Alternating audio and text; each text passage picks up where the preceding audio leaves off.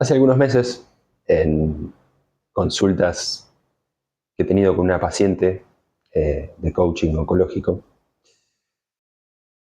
decantaba muy fuerte y veíamos muy bien, veíamos con mucha claridad, una necesidad muy importante de hacer cambios grandes, de hacer cambios importantes y trascendentales en su vida. Nos dábamos cuenta que era la hora, que era necesario. Pero en ese momento aparecía un obstáculo enorme, que era el miedo al cambio y el miedo a salir de la zona de confort, ¿no? Cómo esto nos pasa y nos atraviesa a todos en general, ¿no? Cuando aparece este conflicto interno, este conflicto tan, tan vívido, ¿no? Que nos damos cuenta que hay cosas, hay cambios que necesitamos, que tenemos que hacer, pero eso choca, eso lucha contra este miedo, ¿no? Y esta sensación de estar atrapado y esta sensación de no querer cambiar, de no querer modificar, ¿no? Vieron que muchas veces pasa que por ahí nos damos cuenta que no estamos bien o que podríamos estar mejor, pero muchas veces soportamos ese dolor, esa molestia o esa incomodidad, muchas veces hasta que esa incomodidad, esa molestia, ese sufrimiento deviene insoportable.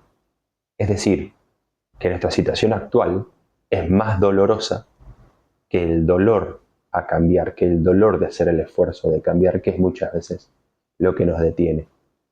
Cuando estamos en una situación difícil e incómoda, pero el dolor, la molestia, el esfuerzo de cambiar nos parecen más grandes, muchas veces soportamos esta situación, ¿no? Entonces, creo que llega el momento de hacernos esta pregunta muy importante, que es, ¿por qué nos cuesta tanto cambiar, incluso cuando sabemos que ese cambio nos va a hacer bien, o al menos nos haría bien? Y de eso es lo que quiero hablar hoy. Tirar un poco del hilo de esta cuestión del miedo al cambio, de la zona de confort y de qué podemos hacer nosotros para atravesar esta situación de una manera constructiva y sin negarnos y sin forzarnos, ¿sí? Entonces, yo creo que la primera pregunta que uno debe hacerse es ¿por qué nos cuesta tanto cambiar? Y yo acá encuentro tres cuestiones básicas, me parece. Seguramente haya más, ¿sí? Pero creo que son las tres más rápidas que uno puede encontrar y disgregar o profundizar. Y una es principalmente porque cambiar no es hacer una sola cosa distinta, ¿no? O al menos del cambio que estamos hablando nosotros. Cambiar implica un compromiso, un esfuerzo, una transformación personal y probablemente una pérdida, ¿sí? Una pérdida de nuestra identidad, un duelo de lo que somos y lo que creemos que nos representa, ¿no? Porque cambiar implica dejar atrás muchas veces cosas que creemos que nos definen, que este es el concepto, ¿no? De identidad. Si nosotros cambiamos, vamos a dejar atrás creencias, formas de pensar, formas de sentir, formas de actuar, conductas, hábitos, ¿no?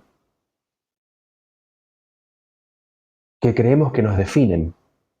Y ese creo que es el principal, o el primer punto, ¿no? No el principal, sino el primer punto que me gustaría charlar, ¿no? Muchas veces creemos que estos pensamientos, estas conductas, estos hábitos, estas emociones nos definen y dejar atrás eso implica un duelo, implica una pérdida, implica romper con lo que creemos que somos, ¿sí? Porque muchas veces no nos aferramos o no nos identificamos también a lo que nos hace bien, sino a lo que nos resulta familiar, a lo que venimos haciendo hace mucho tiempo. Y yo creo que la identidad va mucho más allá de eso, es algo mucho más profundo. Como un segundo punto muy importante, ¿sí?, viene este concepto que también me parece fundamental eh, profundizar, que es el tema del autoengaño, ¿no? Como dice su palabra, es un engaño que nos hacemos a nosotros mismos.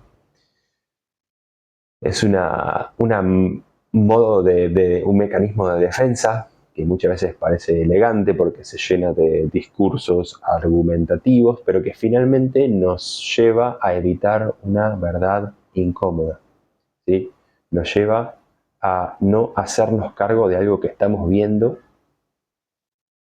algo que sabemos que está, pero no queremos verlo, ¿no? Estos famosos dichos, ¿no?, que uno se dice a uno mismo.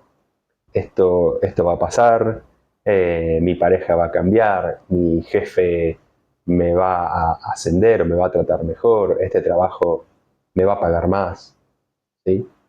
Todos esos discursos, todos esos eh, tramas argumentativas que uno va creando para convencerse a sí mismo de que no está tan mal y de que eventualmente algo va a mejorar, pero que finalmente nos lleva a no hacernos cargo de esta verdad incómoda que no queremos ver y que está ahí sobre la mesa.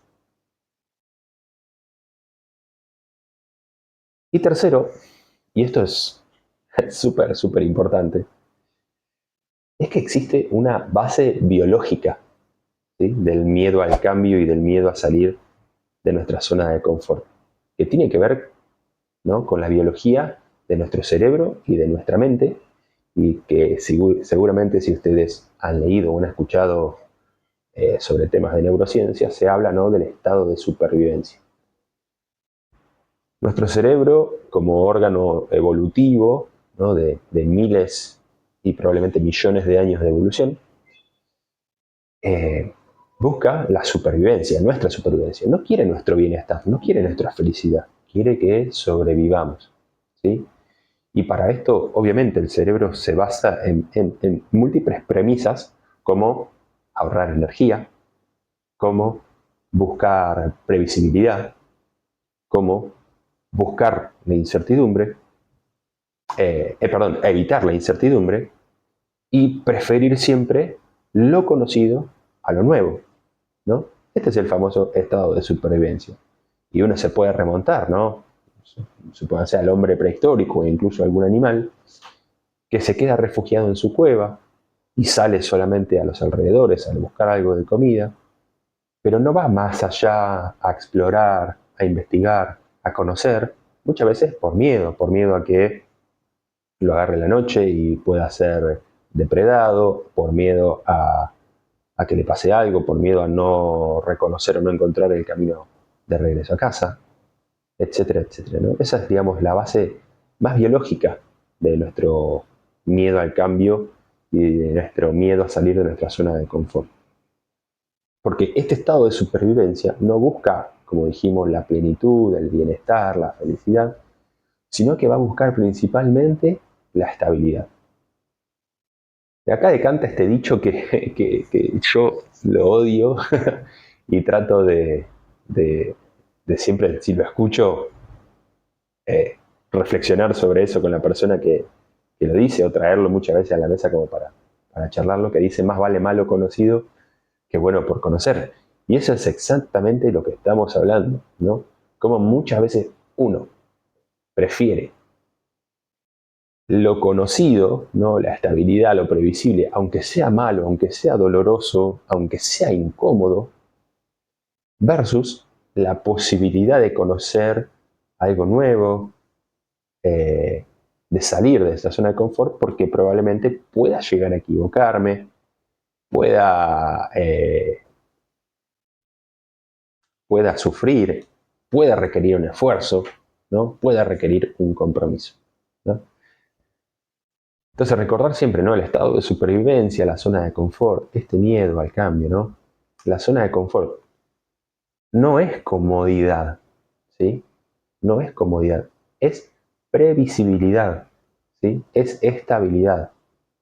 La zona de confort, que muchas veces se habla, no, estoy en mi zona de confort, no es en realidad estar cómodo, sino estar en una situación previsible. Puedo estar incómodo, puedo estar sufriendo y muchas veces puedo estar autoengañándome que no es así, solo por la necesidad de evitar ese esfuerzo, de evitar el miedo al cambio y de estar en una situación previsible. Me parece importante a esta altura, y antes de pasar por ahí a las herramientas que podemos utilizar para afrontar este miedo al cambio, es ir un poco a la base biológica del miedo y su interpretación cognitiva, ¿no? Es importante hacer una diferenciación eh, bien distintiva entre lo que es el miedo en sí mismo, la emoción, que podríamos llamarla como el temor, ¿no? Y el sentimiento temeroso. El miedo, el temor, ¿no? En sí mismo es una emoción. De esto hasta podríamos hacer un podcast o una charla diferente, ¿no? Hablando sobre las emociones y la gestión de las mismas. Pero bueno, para no hacerla tan larga, ¿no? El miedo es una emoción, es una de las emociones primordiales, una de las 5 emociones principales, junto con la ira, la tristeza, el asco y la alegría, ¿sí? Que para la mayoría de los autores son las 5 emociones primordiales. Pero bueno, concentrándonos principalmente en el miedo, recordar que una emoción, como dice su palabra, es emotion, ¿no? Que es energía en movimiento, ¿sí? Básicamente una emoción es una reacción biológica, corporal. Es automática, es reactiva, ¿sí? Frente a algo que pasa afuera. Puntualmente, para el miedo, como para otras emociones tendrán su causa reactiva, ¿no? Para el miedo principalmente es la sensación de amenaza de daño físico, ¿sí? Y eso lleva a una descarga energética que en general dura muy poco, dura entre 60 segundos, 90 segundos, 2 minutos como máximo, 2 minutos y medio, no importa tanto, ¿no? Según los autores. Lo que importa es que es corta, ¿sí? Y que en general no se puede controlar, ¿no? Si nos remontamos, digamos, al miedo biológico animal, suponete ser herbívoro que está en el bosque y que siente el olor a su depredador o siente un ruido, ¿no?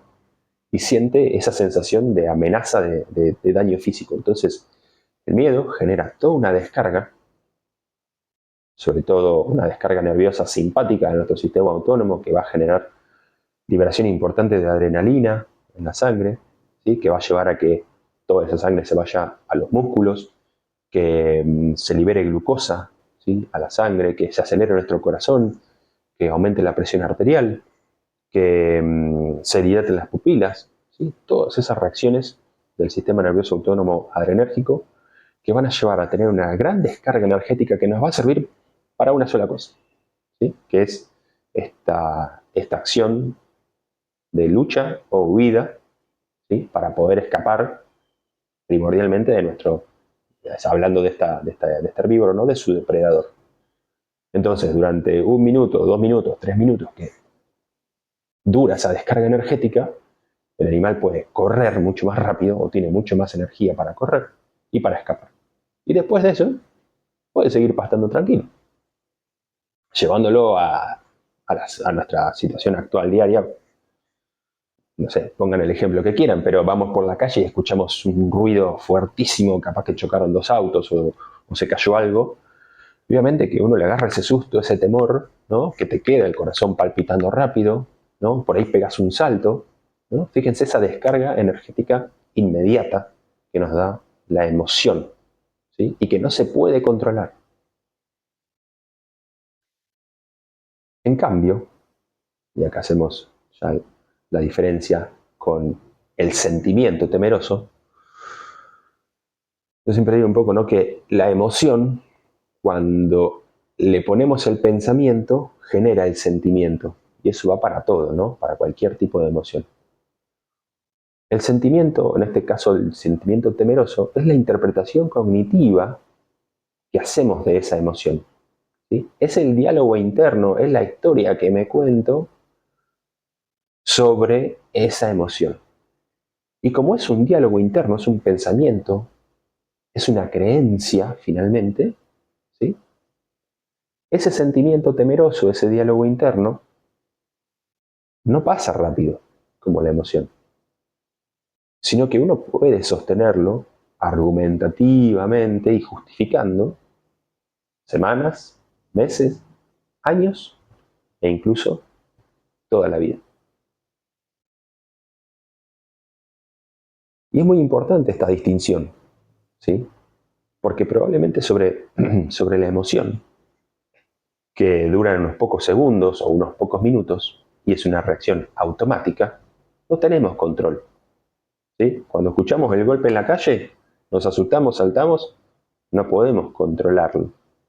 Después podemos profundizar si se puede hacer o no una gestión emocional posterior a la misma, pero su aparición no se puede controlar.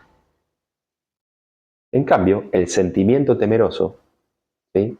Como está asociado al diálogo interno, ¿no? A esta interpretación cognitiva, argumentativa que yo me hago, es muy importante entender que es gestionable y es modificable. Llevará esfuerzo, llevará trabajo, llevará compromiso, pero sobre eso nosotros sí podemos trabajar. Entonces, esto nos desemboca en quizá lo más importante que quiero traer a la reflexión de hoy es, y que trabajamos mucho con esta paciente en su momento, que son algunas herramientas que para mí son clave, obviamente no son todas, pero que podemos utilizar para atravesar este miedo al cambio y salir de nuestra zona de confort e ir en búsqueda de una situación diferente, de algo que queremos en nuestra vida. Y la primera, y que me parece que decanta rápido, ¿no? De entender que cuando aparece el miedo al cambio, no hay que evitarlo, ¿sí? No hay que huir de él, sino que es muy importante sentarnos, ¿sí? Mirarlo a los ojos y dialogar con el miedo, negociar con el miedo, ¿sí? Y entender que el miedo aparece cuando estamos cerca del límite de nuestra zona de confort, ¿sí? El miedo me avisa que me estoy adentrando en algo desconocido, en algo que no conozco, en algo que quizás no estoy preparado, ¿no? Pero que en vez de huir, creo que lo importante o lo constructivo o lo creativo es saber caminar junto al miedo y tener prudencia, ¿no? Que es esta, me parece, la palabra fundamental para comprender o saber atravesar el miedo al cambio, ¿no? El miedo nos avisa que nos estamos adentrando en algo desconocido, entonces tenemos que caminar a pesar del miedo, pero con prudencia, ¿sí? Con cuidado, nada más que eso, ¿sí? Y esa es la valentía, ¿no? Que es saber avanzar con prudencia a pesar del miedo. ¿Y qué puedo hacer para ser prudente? Y bueno, yo siempre se los digo a mis pacientes, a mis consultantes, llenate de herramientas, llenate de recursos, ¿sí? Si vos querés empezar a hacer algo nuevo o querés hacer un cambio importante en tu vida, si vos te llenás de recursos y de herramientas, vas a poder gestionar mucho mejor ese miedo al cambio, ¿sí? Y esa prudencia de avanzar con cuidado, pero seguir hacia adelante. Y así reconocemos, ¿no? que avanzar a pesar del miedo, muchas veces detrás de este miedo se esconde una gran oportunidad. Y creo que esa es la pregunta que hay que hacerse.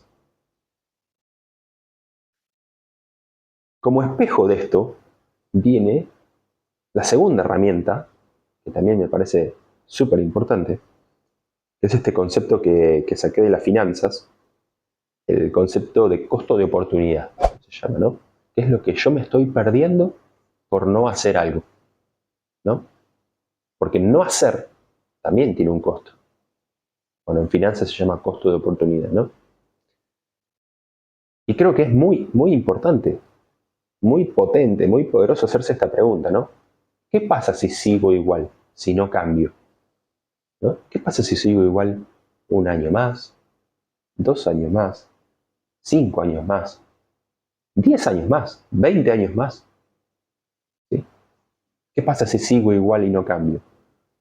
Si uno es honesto, si uno es sincero consigo mismo, probablemente esa respuesta, perdón, es la respuesta a esa pregunta, no tenga un final muy feliz.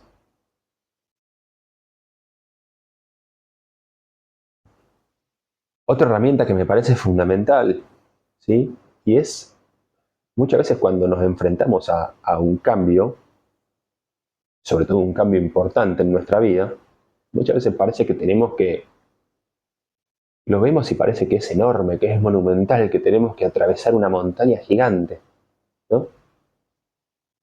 Y obviamente que ahí aparecen mucho más los miedos, las incertidumbres, las dudas, pero creo que una herramienta fundamental es convertir ese gran objetivo, ¿no?, en pequeños pasos que uno pueda dar diariamente, la famosa frase de 1% mejor todos los días, ¿no? Achicar un poco esa cuestión. Empezar con una versión reducida de la acción, empezar a dar primeros pasos y empezar a tomar micro decisiones, ¿sí? Si yo tengo que subir una montaña, hacer 2 o 3 pasos, subir 2 o 3 escalones, va a ser más parecido a subir a la montaña que quedarme abajo, ¿sí? Y si yo puedo tomar esa micro decisión de subir un escalón, de dar pequeños pasos todos los días, en un mes, 2 meses, 6 meses, en un año, voy a poder mirar para atrás. Me voy a dar cuenta de todo lo que avancé, ¿sí? Eso también, un concepto de las finanzas, de la constancia, ¿sí? De saber ser constante. Muchas veces no es importante hacer un cambio gigante, sino tomar microdecisiones que me acerquen a ese cambio, dar pequeños pasos todos los días, constantemente y consistentemente, ¿sí? Porque eso a la larga va a dar sus frutos.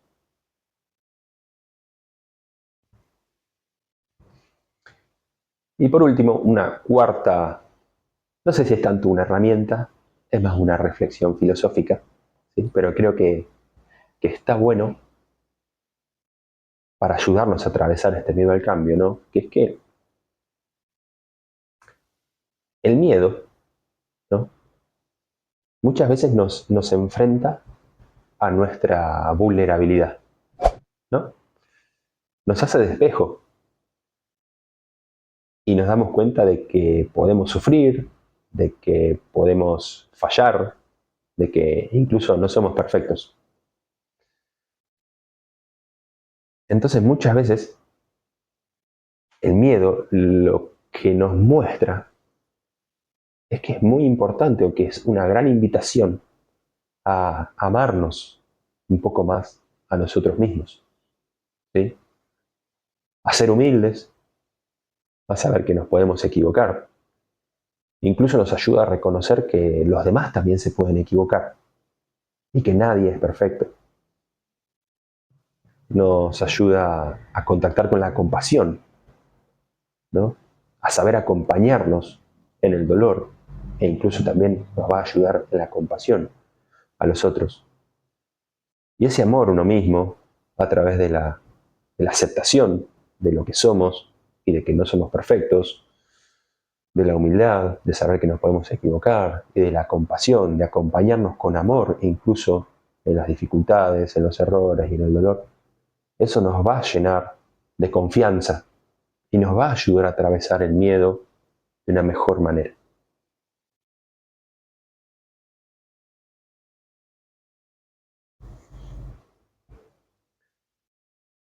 Como para ir cerrando, creo que es importante recordar y reconocer que quedarnos en nuestra zona de confort, pese a la incomodidad, de sostener verdades que ya son insostenibles, tiene sus consecuencias, ¿no? Primero, que el autoengaño que nos hacemos, ¿no?, como dice la palabra, autoengaño, me engaño a mí mismo, me miento a mí mismo, ¿no?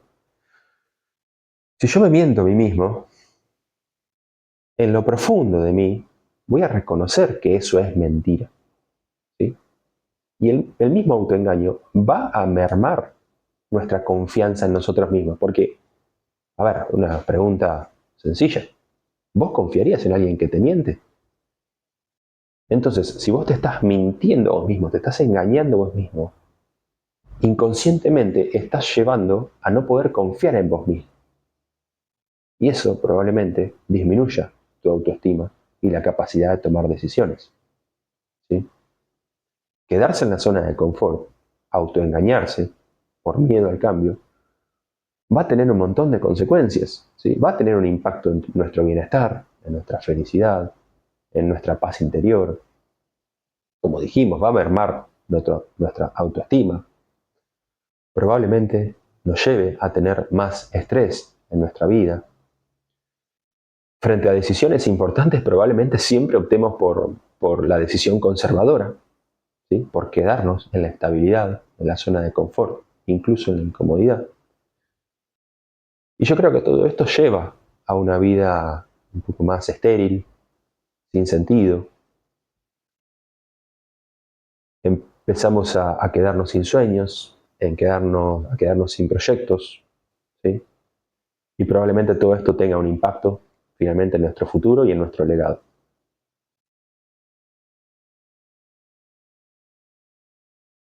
Entonces, como un poco para hacer un cierre final de esta charla sobre el miedo al cambio y las herramientas que podemos utilizar para salir de nuestra zona de confort de una manera constructiva, creo que es importante recordar que el miedo al cambio es inherente al hombre, es inherente a la vida y siempre va a estar, siempre va a estar. Pero creo que es muy importante, creativo y constructivo, ¿sí? Aprender, como dijimos, a sentarse, a dialogar con él, a mirarlo a los ojos y aprender a caminar con el miedo, ¿no? Como dijimos, con prudencia y sobre todo con valentía. Porque podemos tener miedo, pero no hay que dejar, o no debemos dejar, que el miedo nos tenga a nosotros, nos detenga.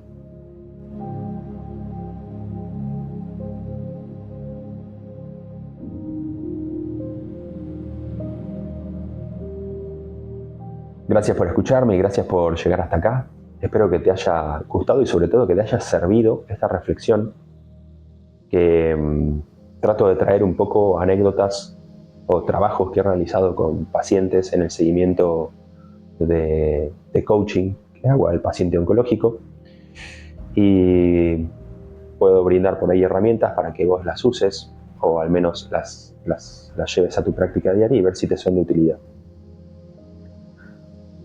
Recordá que hago acompañamiento 1 a 1 en esta modalidad o esta metodología que hemos creado que se denomina coaching oncológico, que es un acompañamiento original, creativo, creo que también disruptivo, en el acompañamiento al paciente oncológico o a personas que estén padeciendo algún tipo de enfermedad, incluso sus familiares, en donde tratamos de dar un poco de sentido a esta situación y llenarte de herramientas y de recursos para que puedas atravesar esta situación con sentido y de la mejor manera posible. También recordar que dentro de poco vamos a estar anunciando la fecha de inicio de nuestra segunda edición del taller Sanar desde el Interior, este taller teórico-práctico, vivencial, que hacemos de manera virtual, sincrónica y asincrónica, también para pacientes oncológicos, también para personas que han atravesado alguna situación de salud o enfermedad y que quieren también, ¿no?, llenarse de herramientas, de recursos, de conocimientos, aprender a meditar, aprender a crear hábitos saludables, aprender técnicas budistas y orientales para estar en paz con la vida, aprender a encontrar tu verdadero propósito y muchas otras cosas más. Todo eso lo vamos a estar anunciando por la página web que está a punto de salir. Esta página donde vas a encontrar más información también acerca de mí y de mi trayectoria como médico, como oncólogo, también en mi trayectoria en el coaching y en el enneagrama, esta herramienta que utilizo para el acompañamiento de los pacientes y que es espectacular para el autoconocimiento y el desarrollo personal.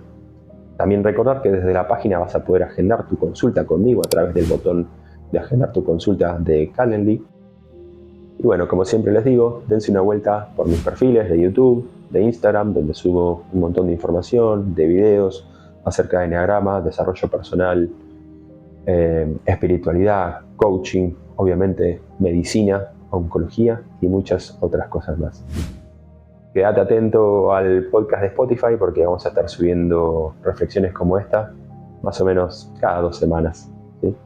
Espero que te guste. Si es así, déjame algunos comentarios como para yo saberlo. Y si te interesó y crees que esto puede ser de utilidad para otra persona, te invito a que lo compartas.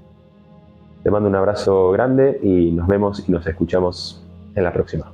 Abrazo.